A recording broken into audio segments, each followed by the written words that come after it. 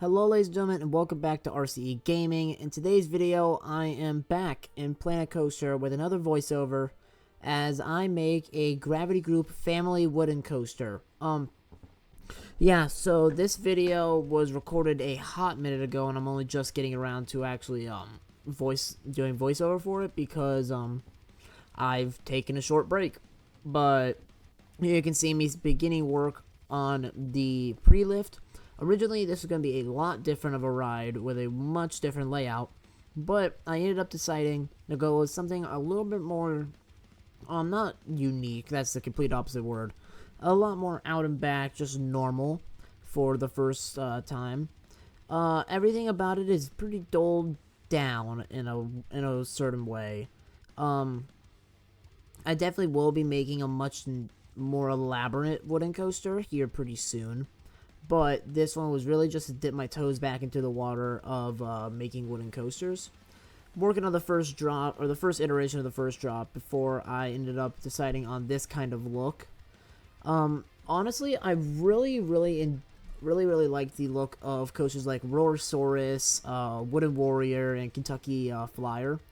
Those are all Gravity Group wooden coasters. Sadly, I've not gotten a chance to experience one yet. I'm hoping to change that here moderately soon. And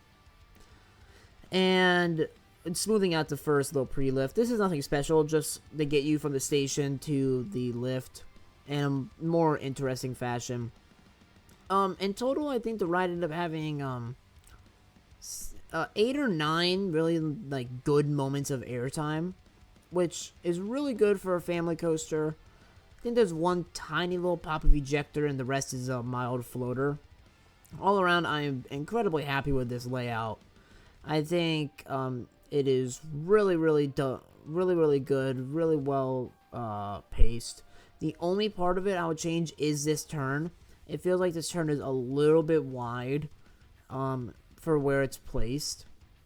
I think it only pulls like 2.3 Gs through that turn, which I mean is a very low amount. You can see if you look really closely and pause the video there, you can probably see how low the force is there. This is what I'm making now is probably one of my favorite elements on the ride.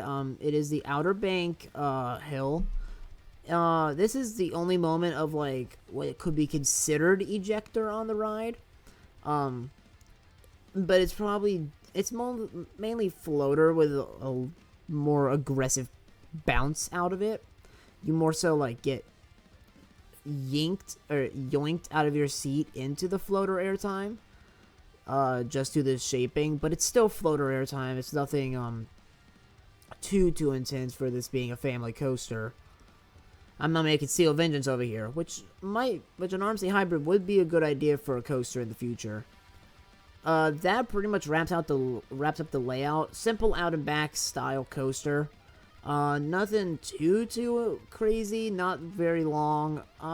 Honestly, I might, if I had thought of it then, I definitely would have added a little helix at the somewhere in here.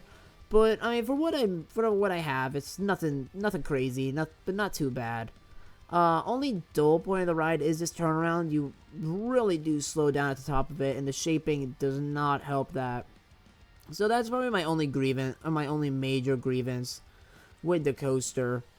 But I definitely think this shines as my first like themed coaster. It's not super heavily themed, like there's nothing around the layout, but it's definitely a step up from anything I've ever done. It's much more stylized.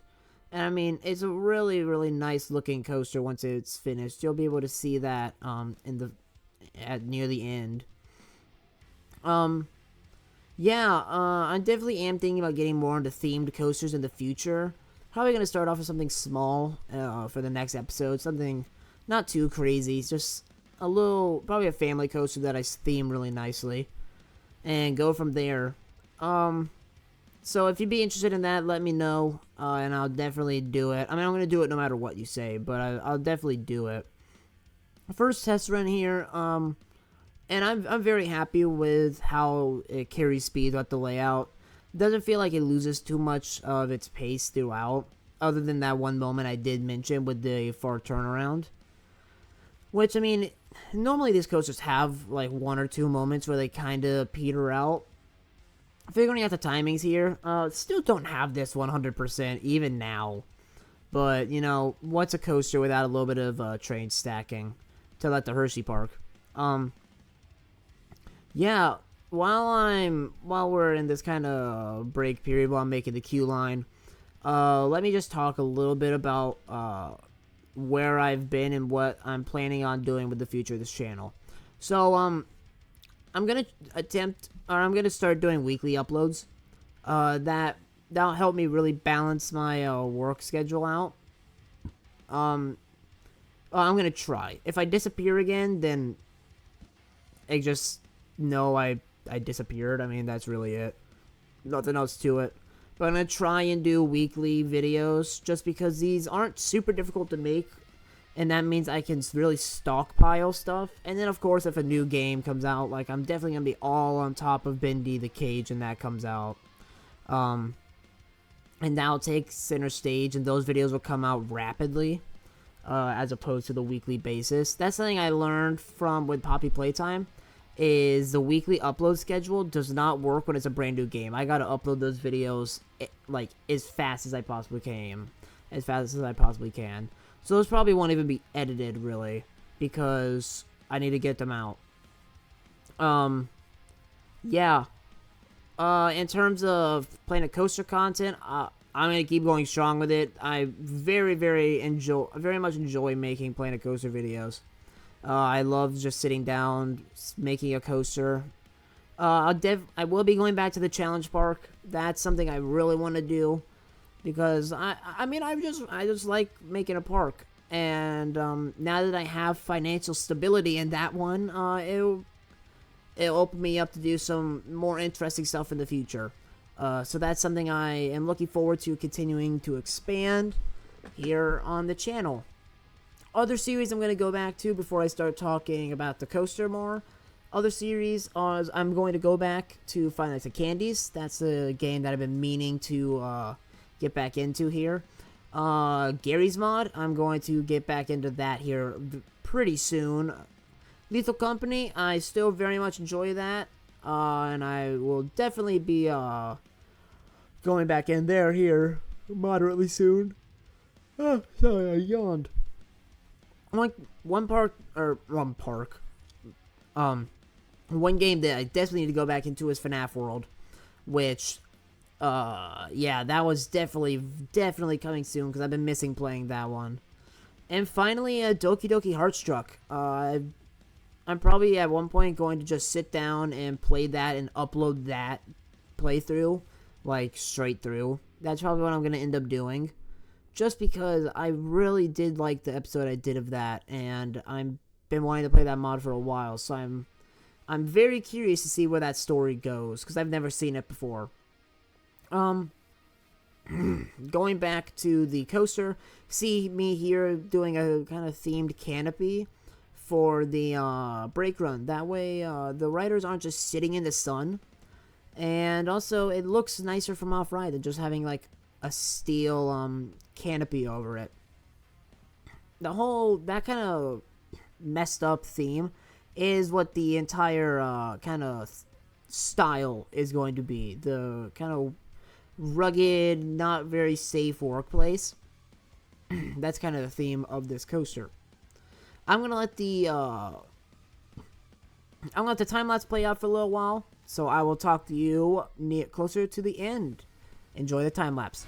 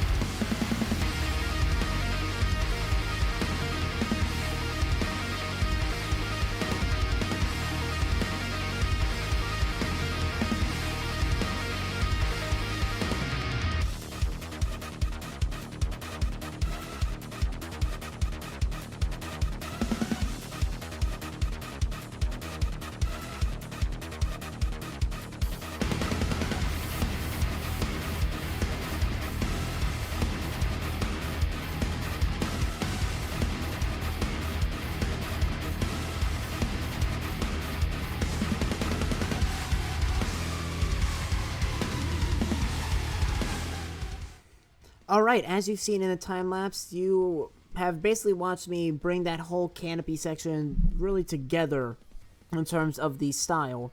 Now going on to the station, this is pretty much more of the same, more barrels, more boxes, but I ended up doing this really cool, like, half building for it, where I covered up where the riders will stand.